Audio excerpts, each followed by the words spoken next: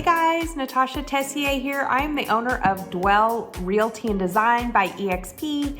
We have a design team that also helps with new builds or purchasing a new home and wanting to remodel. And I was born and raised in the city of Houston, pretty much been here my whole life. I love it. This channel is anything and everything to do with the city of Houston, all the way from the city, all the way out to many of the great suburbs that we live in. And today I wanted to talk about the steps to moving to Texas.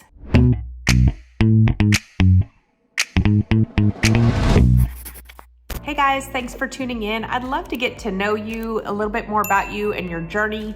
Why are you considering moving to Texas? Or is this a move locally? Are you trying to move further out to acreage? Or do you have a job transfer? Or a lot of people, it's political. What is your reasoning for wanting to move here? I would love for you to comment below and let me know. Today, I wanted to talk about the steps to moving into Texas. And I have some notes here that I will go through with you, but this is a pretty easy one for me to talk about. I do this every day. If you call the number below, you're gonna talk to me days, nights, weekends. I almost always answer my phone or call right back. I will warn you, and I've talked about this a lot on my channel, that there is one agent, well, it's not even an agent. It's somebody who gets on YouTube and has a partner and goes around and talks about our city. It's kind of funny for me to watch because they don't know how to pronounce a lot of our cities, like Fulshire and different things like that. But regardless, they are selling Houston, but they don't, like if you read down in their comments, it says that that particular person is not a licensed agent in the state of Texas. So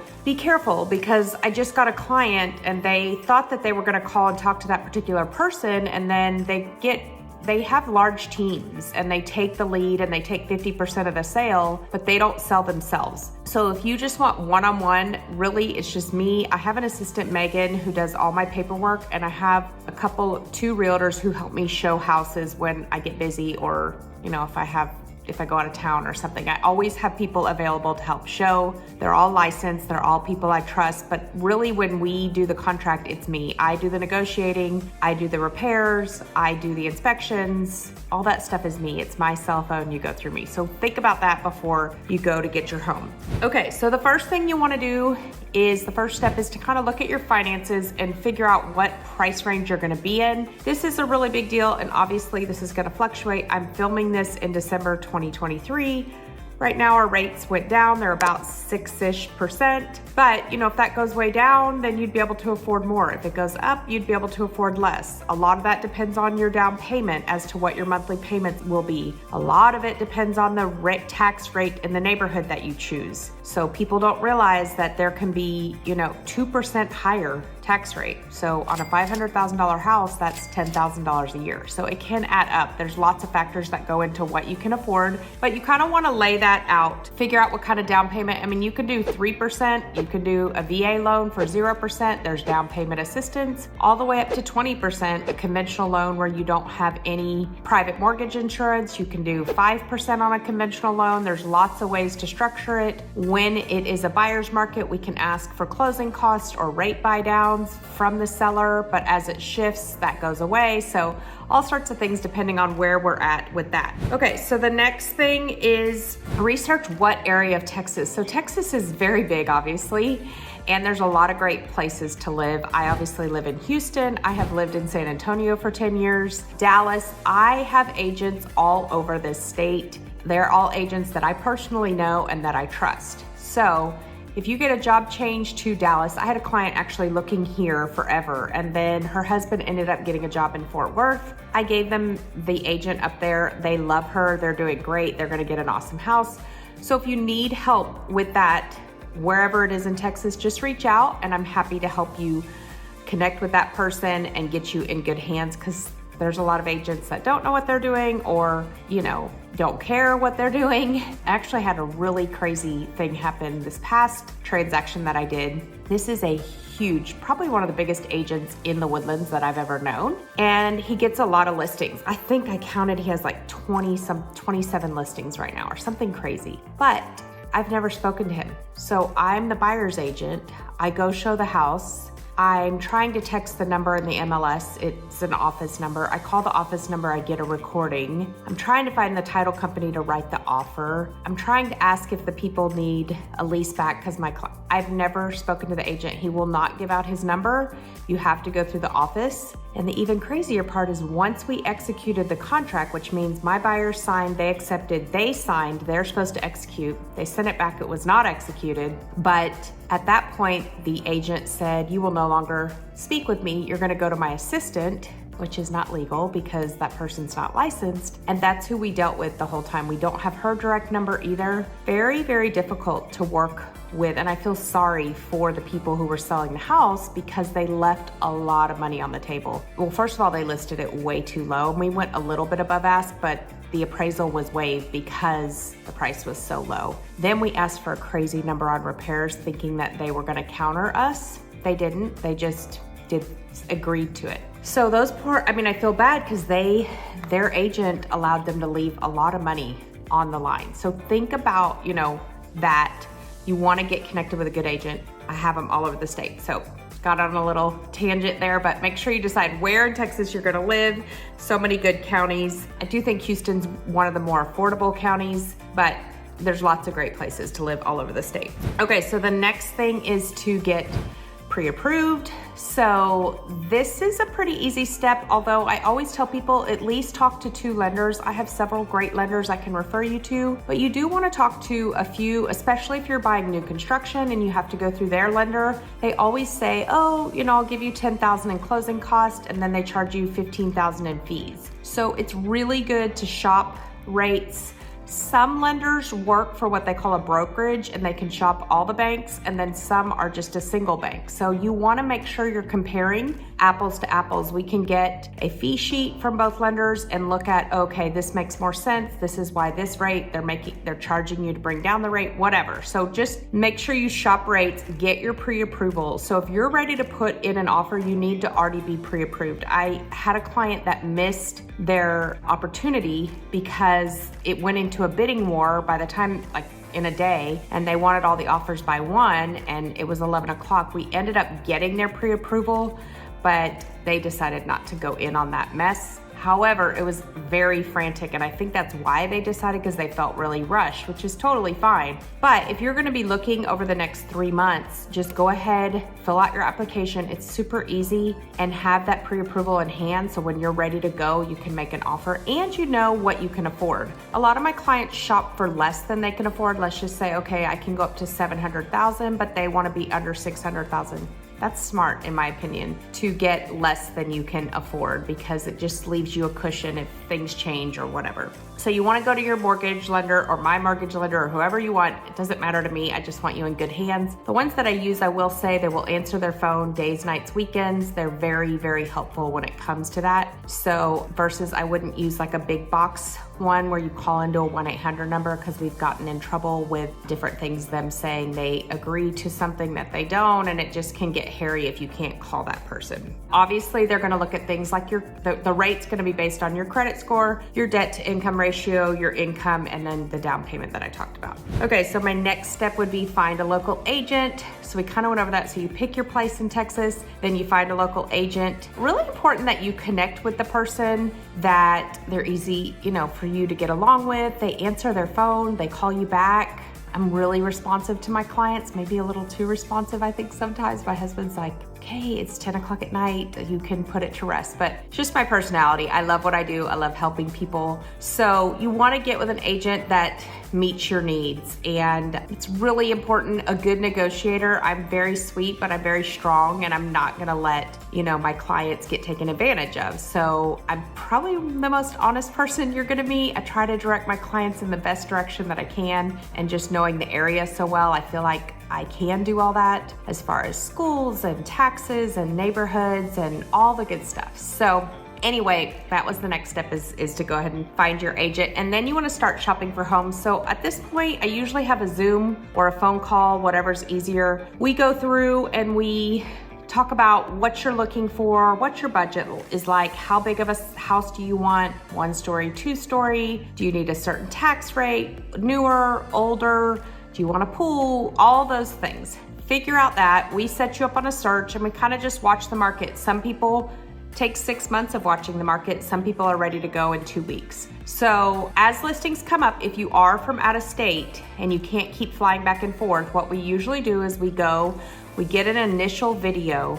I actually upload it to YouTube on a private page for my out-of-state clients. And then they watch the video and see if that's a layout and a space they can see themselves. And then we can make an offer, and then we usually have 7 to 10 days as an option period to check out the house, do inspections. That's when they usually fly in. 99.9% of the time it all works out, but that's kind of a good way because obviously you can't be here to shop for houses. So if you know the neighborhood, you've been here before, and you know you want to be in that neighborhood, but you aren't sure of the house, then I can go get videos for you, walk you through it, make sure you like it, and then if we win the offer, you come in town and we do inspections from there. Okay, so, and then a lot of people ask me, when is the best time to buy a house? It really depends on you and what's important to you. Some of my clients have kids. They are coming right now. They want to start before the new semester. Some want to move over a lot want to move over the summer, and that's why the market is more competitive because there's more buyers out there. Some want a really good deal, and so they wait for these builders that give great deals in November and December, especially this past year when the rates were so high. Some of my clients got really great deals. So it really just depends on what's important. If you have a job starting next month, then you may not have a choice. So anyway, it just depends on, there's no perfect time to buy, I guess is what I'm saying. Kind of depends on what works best for you.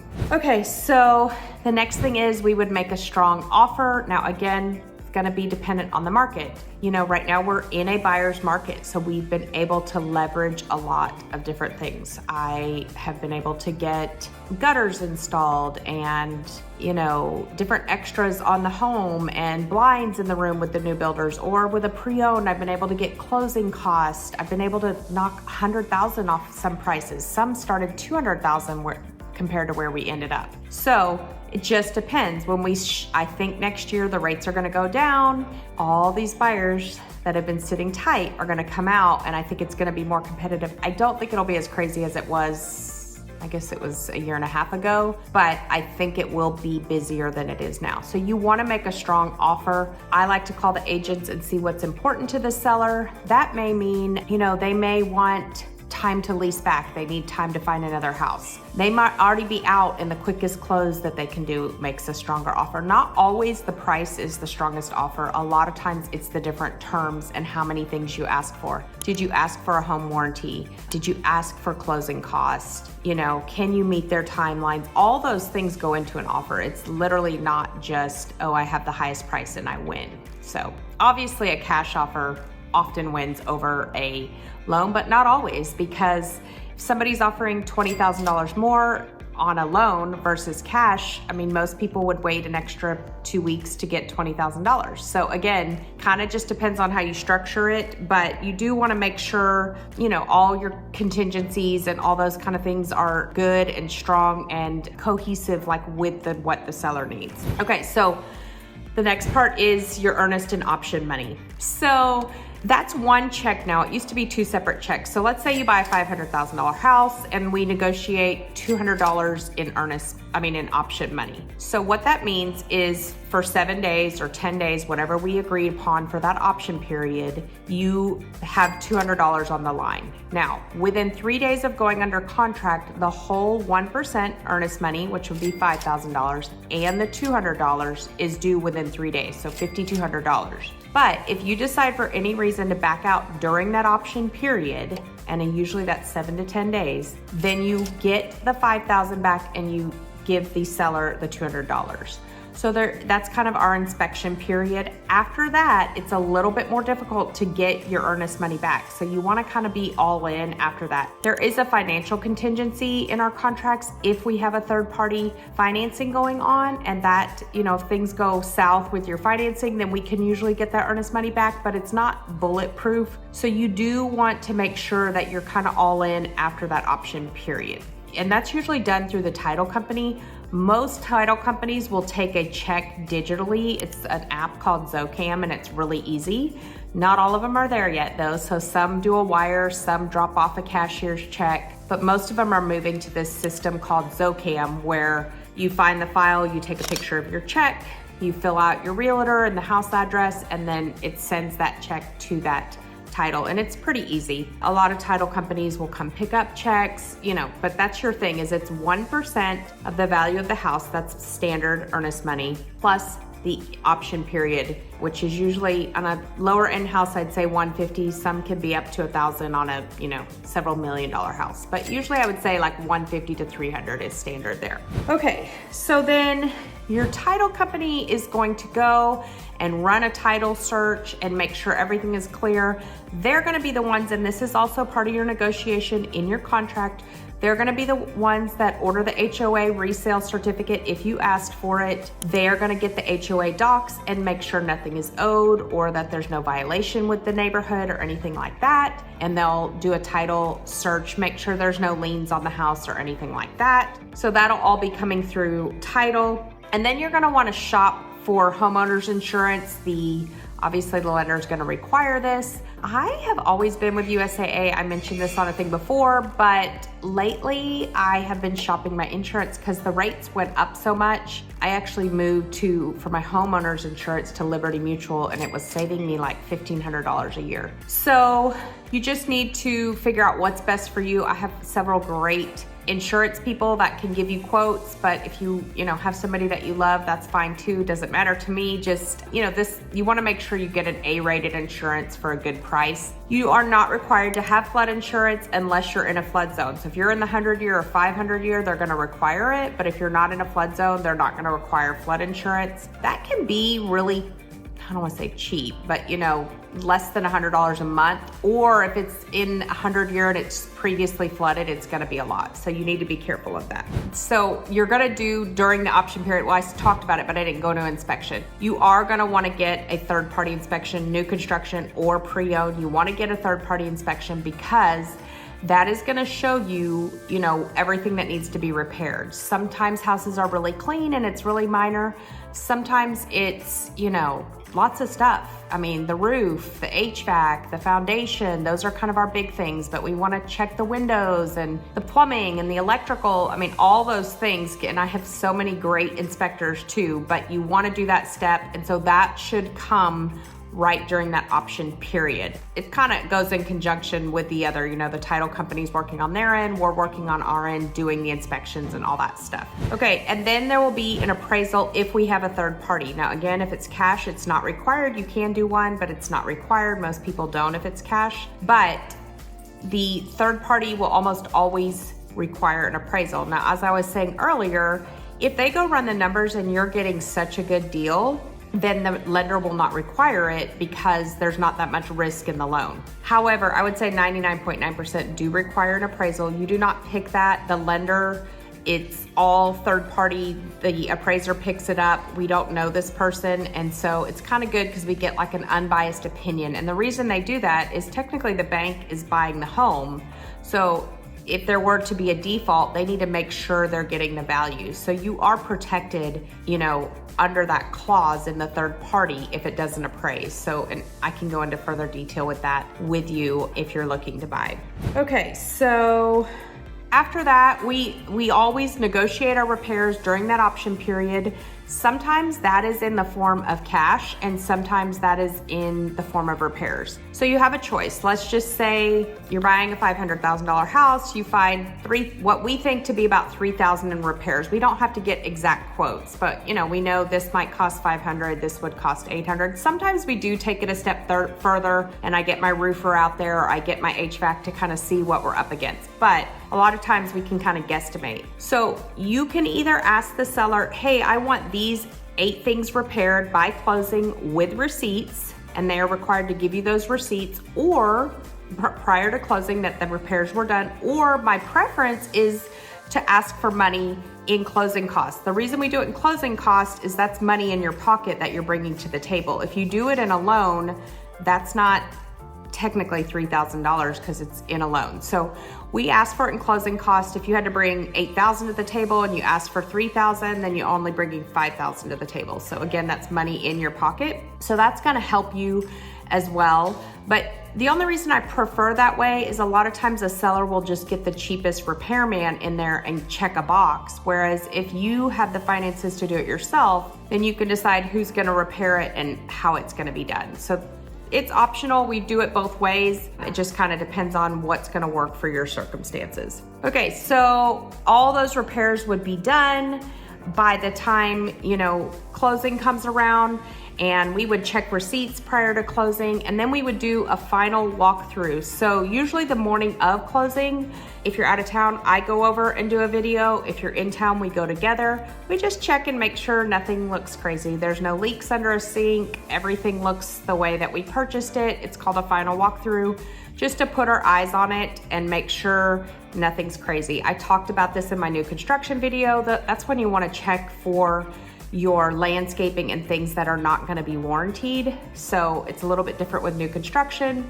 but we want to just walk through, put our eyes on the home, especially if it's an empty home, and just make sure everything's still in working order and nothing crazy's happened, in the last 30 or so days. It is about 30 days to close standard. I would say that's pretty common here in Texas. So, you put a house under contract December 15th, usually by mid-January, January 20th, we're closing on a normal conventional loan. If it's VA, sometimes it takes longer, although I just closed one in 28 days. If it's cash, we can speed it up a lot. So that's really it. Lots to think about when you're thinking about purchasing a home in Texas. I'm always here to help you guys anytime. Please feel free to reach out. I have a form below that you can fill out. Call me, text me, days, nights, weekends, and I'm always here to help you, and I hope you have a blessed day.